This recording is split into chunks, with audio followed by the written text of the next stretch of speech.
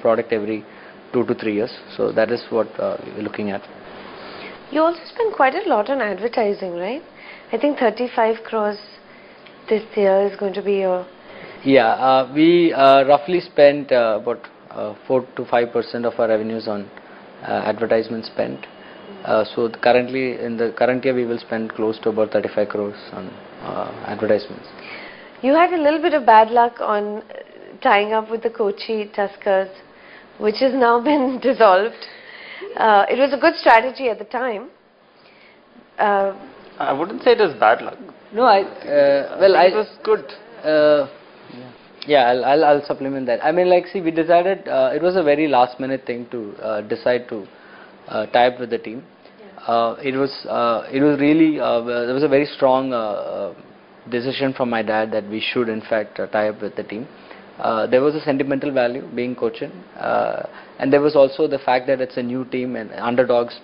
And if they did perform reasonably well, I think they did. They did not perform as well as we expected, but they did a pretty decent job. At least not finishing up last. So and they did get some attention. They beat some of the best teams. So I think we did get a good mileage out of it during summer season, which was all it was intended to do. It was a 1-year contract. It was a 1-season contract. So we were not really we are not really affected by what happens to the team. Would you say you're a fairly conservative group in your thinking? I would say we are not. We don't go all out in that sense that we don't do rash decisions, but we do expand quite well. I think our companies have grown quite well since the last few years. At least they've all more than doubled in their size. In the amusement park business, it's still in a very nascent stage in our country. We are the largest player right now. Both our parks will have more than 1 million footfalls, per year. Which makes us definitely the largest player in the country, and going forward we are going to have 2 more similar projects. So I see that we are going to be leaders in the field. It's just that it's a new field, and it's a new kind of activity for many people. So I think I don't see us doing it across the country at one stretch, and it's very capital intensive. So we have to take it a bit slow in that sense. First of all, we have to make a good name. Then only we will just spread throughout the country. And I think this is the right time for us to spread out state by state. Now that they both work in different businesses, I know you have professionals also. How does succession work out? Because you have to start planning for things like that, right? Actually, we have not planned anything for the future yet. Both of them are married.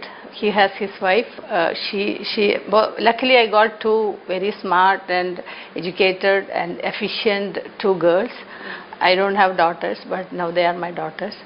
And luckily, both of them are very talented and very hardworking girls. And with their help, I'm sure they can just progress and take our company to much greater heights. And but the future, actually, we have not planned much now at this stage. So my dad is still young, like he says. He's 61, so not even. He's just finished 60, so he's very much involved in everything. It's a very small family as far as the core family is concerned. It's just 3 of us and our dad. And all 4 of us have similar kind of holdings in each of the 3 different companies. We are not directors of each other's company. I serve as a director on my mom's garment company, but apart from that, I don't serve as a director in any other activities. So it's pretty much already separated. Succession planning, I think we still have not really thought about it. Definitely we'll think about it. I think, so... Maybe after this interview. Probably. Just wanted to ask you, it's going to be a tough year. It's already looking like a tough year as far as demand is concerned. Input costs going up. Interest rates are high. We're just finishing the second quarter, and till date, we've not seen a kind of slackness in demand as we thought we will. But however, having said that, we've just finished one festive season, that is Onam. and we were quite happy with the numbers that we delivered from Onam. See, like I mentioned, even in the current quarter, we will comparing to the previous year, we will look at close to 35% growth. That's definitely coming. But I'm worried because Kerala may behave differently from other parts of the country where you have more EMI based purchases. So definitely the EMI based purchases of consumer durables will come down. New house constructions will come down, so that will affect demand for wires and cables. So definitely we are worried. We also had a crash in copper prices last week, so we are a little more worried. But we'll see. I think definitely we cannot expect the bullishness that we did last year. But I think 35% growth is something still we will be able to do. And reasonably good margins, or you think they'll be impacted by? Margins as of now not impacted much, but we are, of course, we are worried. Sure. Definitely worried. As a group, what is the total size of the group? If you include the amusement parks, if you include your company? 840 crores odd would be the size of the business. We employ about 1,500 people. The parks employ about. Yeah, we also directly employ about 500 people, but indirectly about 1,500 people. Yeah. We have about 170 direct employees and 2,000 of indirect employees who indulge in the production units. But not just revenues, just as a group, say, because there's brand equity also, there's land. Yeah, it is capital intensive, so we could probably see a conservative value of probably about 300 or 400 crores for our company. So is it tough that you have one of your sons living away from Kochi, or does he come a lot? Yeah. We have a grandchild also. So I have a 4-year-old son. 4-year-old son. So we are always going as up and down. grandparents, he's our sort of weakness. So once in 2 months, we have to rush there. Are you who's more flashy of the two brothers? Who's more into, say, expensive gadgets or Probably cars? me. But I mean, overall, quite simple in your values and simple as a family. Emphasis on education. Yeah, I would say, I think growing up, definitely we had a pretty normal lifestyle.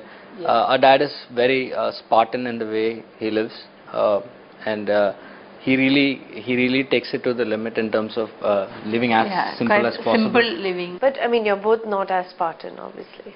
No, we are not as Spartan as dad is, but definitely we're much more Spartan than most of our friends. How did the name V-Guard actually come into, because it has nothing to do with your surname or anything? Yeah, it's not an unusual. So why V-Guard? It's not an unusual question because that is the first question everywhere I have to face. Actually, V-Guard was started as a voltage guard because that was the first product we launched. It was a voltage stabilizer. So it meant V-Guard means voltage guard. But then when more products came and more companies came, actually all of we just stuck to V. And people interpret in many ways, like V for victory or V for WEV. Yes. So whatever it is, it's all for the good. Okay, well, thank you so much for joining us. It's been a pleasure. All the best. Thank you. Thank you so much.